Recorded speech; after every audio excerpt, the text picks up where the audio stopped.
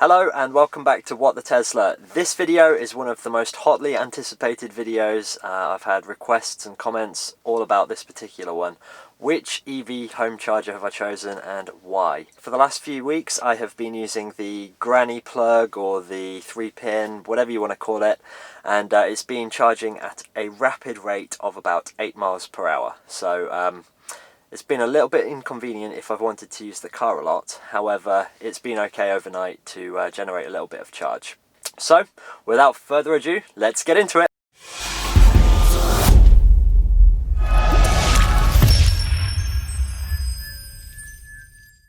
First of all, let's start at the top. When I ordered my Tesla Model 3, I knew that I was going to need some charging capability at home. And that's really for two reasons. One is convenience. Always having a charged car, especially if you finish a journey and then the next morning you can wake up to a charged vehicle. And second of all, for cost as well. So at a supercharger we pay anywhere between 25 and 28 pence per kilowatt hour here in the UK. Now that's not too bad. I mean, it's still cheaper than filling your car up with petrol or diesel.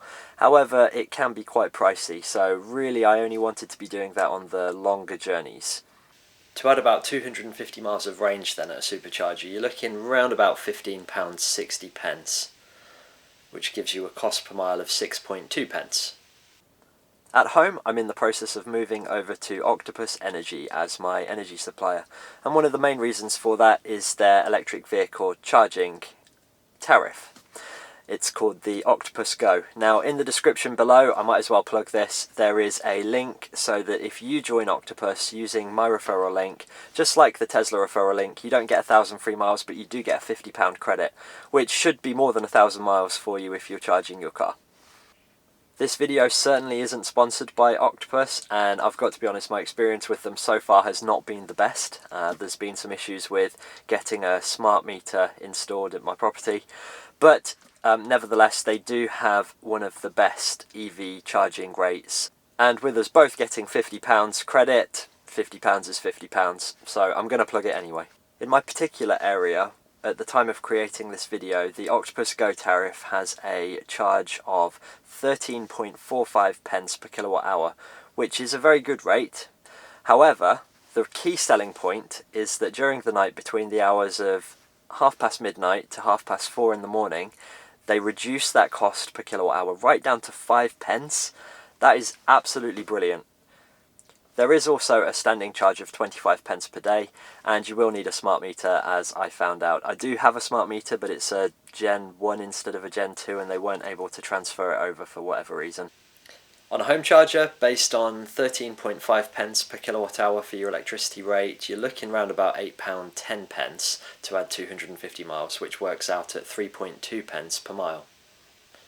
If you can charge your car overnight for 4 hours at 5 pence per kilowatt hour, and you do that for several nights concurrently, to add 250 miles of charge, you're only looking at £3, and that gives a cost per mile of 1.2 pence. That is insanely cheap. So if you do use my referral code, first of all, thank you very much. But when you click on the link, scroll down the page a little bit. Don't put your postcode in immediately, because the tariff for electric vehicles, the Octopus Go tariff, is a little bit further down the page. And then click on Find Out More, and then find your day rate and standing charge. That will get you to the specific EV tariff.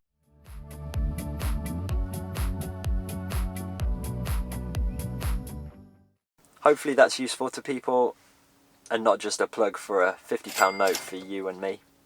Anyway, onto the charger. So as always, I started off on Google, looked on YouTube, did a lot of research into which charger I thought was best for me. The requirements I have for a charger are, first of all, that it needs to be a smart charger, and the reason for that is so that, one, I can make the most of that 5 pence per kilowatt hour overnight rate, but also because the government are offering something called the OLEV grant, which is the Office for Low Emission Vehicles. I think that's OLEV grant. And currently, as of today, that sits at £350. It has come down. I think it was £500 a year or two ago, and it may continue to go down, so just be aware of that if you are looking to get an EV charger at home.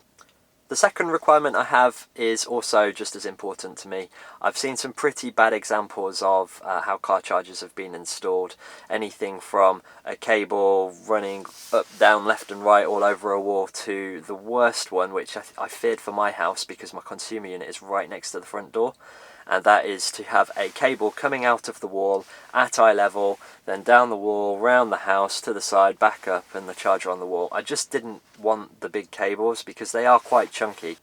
Next up, I have a single phase electricity meter, so I needed a 7 kilowatt charger.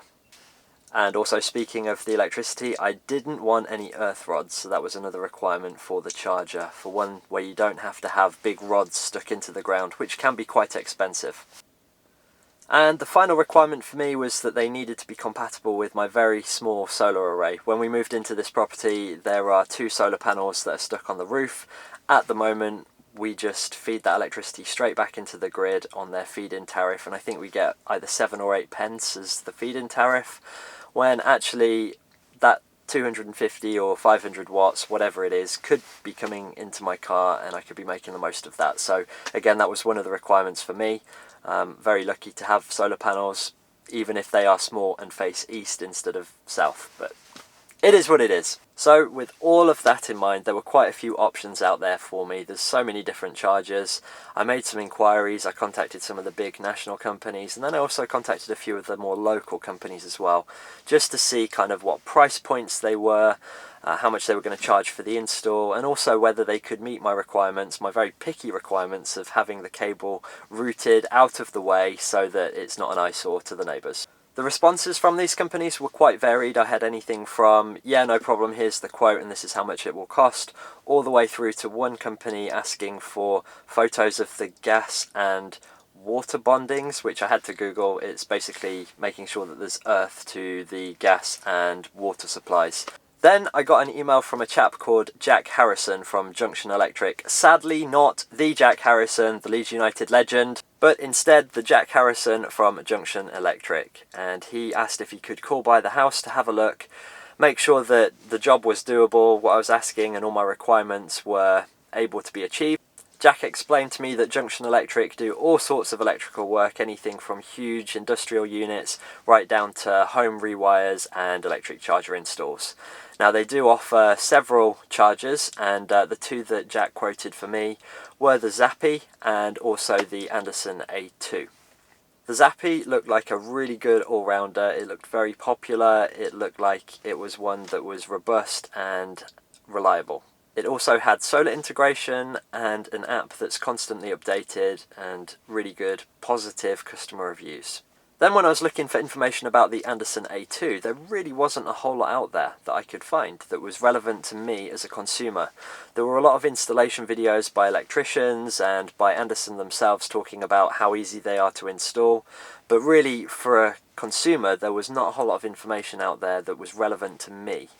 I was almost sold on the Zappi until I went onto the Andersen website and started configuring my home charger. It's very similar to the Tesla website where you go on and choose your specifications. You can go onto the Andersen website and choose the colours of the sides of the unit and also the front panel and the material as well, and there's loads of different options to choose from.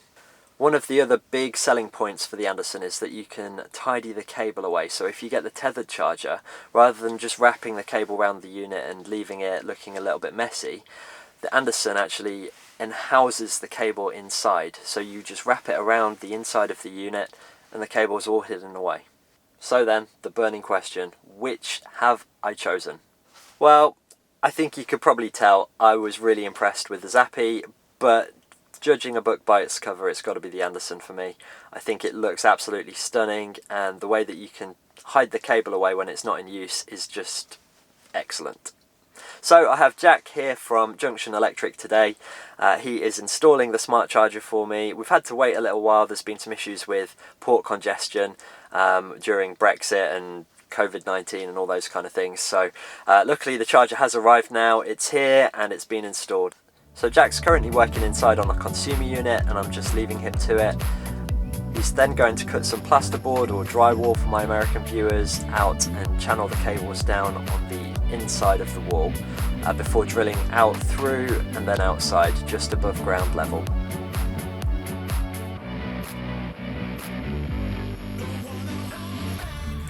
While Jack was inside, I was busy outside digging a trench for the cables to a reasonable depth as per building regulations along the front of my house.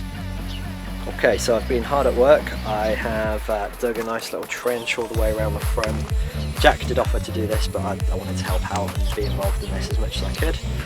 So that's going to go all the way around, and then it's going to go up and next to the meter box just there. Once the trench was dug and the cables were through the wall, it was time to route the exterior cables.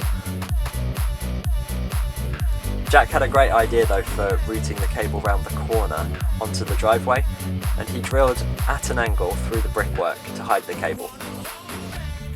One of the other differences between the Zappi and the Andersen is that the Andersen requires an additional cable run for solar integration.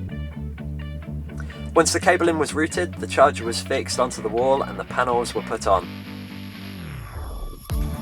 Once the charger was on the wall and we'd done a few tests to confirm that it was working, it was then time to fill in the trench. Jack then finished connecting all of the cables and did a bit of testing to comply with all of the EV charger installation regulations.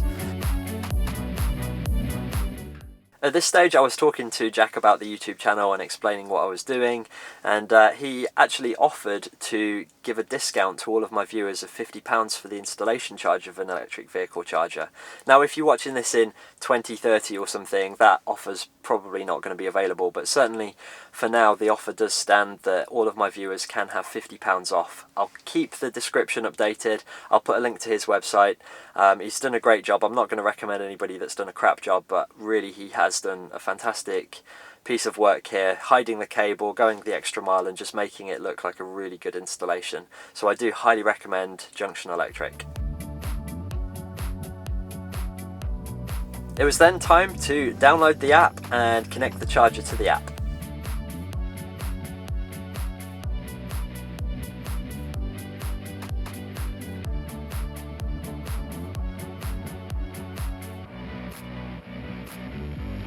Being really honest, the app is very basic compared to the Zappi.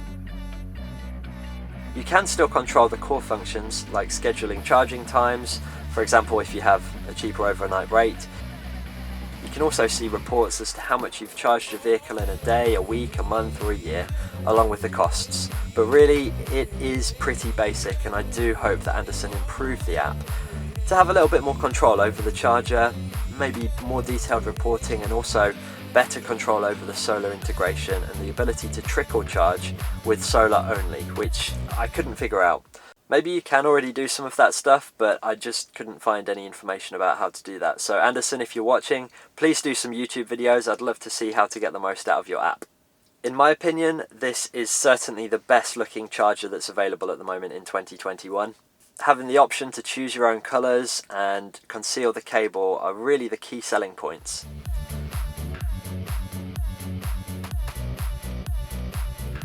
So here it is, all installed and looking great. Rather than the 8 miles per hour I was getting on the standard plug, I'm now getting around 27 miles per hour of charge, which is way quicker and means that when I wake up in the morning I'll have a full topped up charged car. Do you think I made the right choice? Should I have gone for the Zappi? Should I have gone for something else? What's your opinion? The next video is also a hotly anticipated video. It is the car pickup checklist. Now I did film all of the content for that, however when I was editing it I just wasn't quite happy with the way that I'd done some of the shots, so I am going to redo that, and that will be the next video. If this video has been helpful to you or you've enjoyed it, please click the like button, show your support for the channel, leave me a comment below, and if you're not subscribed already, you know what to do. Thank you for all of your support and feedback. This channel is growing really quickly and I really appreciate your support. Until next time, thanks for watching What the Tesla.